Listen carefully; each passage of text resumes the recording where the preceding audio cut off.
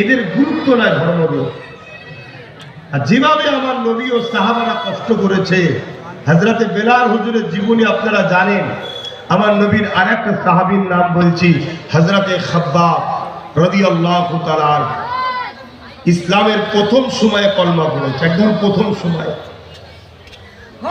কি জুলুমটা হয়েছে তিনার উপরে,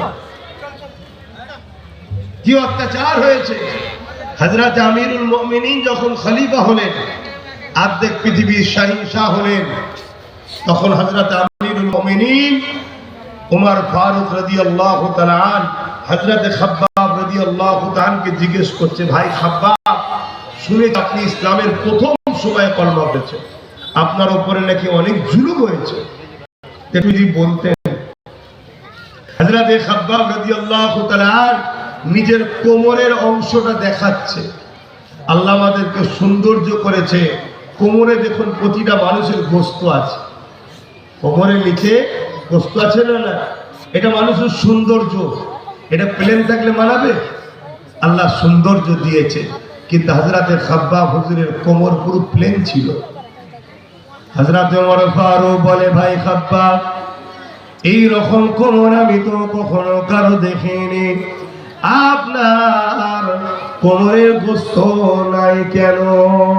হযরতে খাব্বাব বলেছিলেন, ভাই ওমর, আমারও কোমরের গোস্ত আল্লাহ দিয়েছিলেন, কিন্তু ইসলাম কবুল করার জন্য দুনিয়ার জালিমগুলো আমাকে নানান ভাবে টর্চার করেছিল।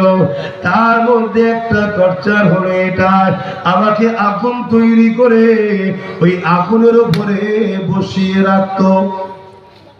শুনছো? আমাদেরকে কেউ বসিয়েছে? আমরাও যদি তোমাদেরকে রাজনীতি করি, ধর্মের দিকে দয়া দাও, দয়া দাও, আমাদের দয়া ময়া সরে যাওয়ার জন্য ইসলামের দুশ্মন গুলো শক্তিশালী হচ্ছে।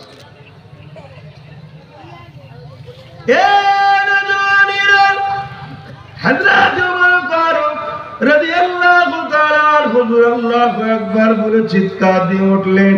হযরতে খাব্বাব হুজুর দেখাতে লাগলেন, ভাই ওমর, আমার কোমরের গোস্ত খানা ওই আগুনের উপরে যখন বসিয়ে রাখতো, ওই আগুনে যখন আমার কোমরের গোস্ত পুড়তে থাকতো, কোমরের গোস্ত থেকে পানি বেরোতে বেরোতে বেরোতে আগুন খানা বন্ধ হয়ে যেত, আবার আগুনকে ধরানো হতো, আবার ওই আগুনে বসিয়ে রাখা হতো, আবার আগুন বন্ধ হয়ে যেত, আবার আগুন ধরানো হতো, আবার আগুনে বসিয়ে রাখানো হতো।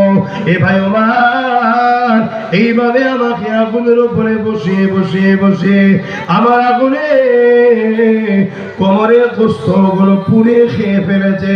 ভাই ওমর রে, এত কষ্ট দিয়েছে, তথাপি আল্লাহ শুকরিয়া, জালিমরা হেরে গেছে, আমার হৃদয় থেকে আল্লাহ ও নবীর প্রেমকে তারা বার করতে পারে।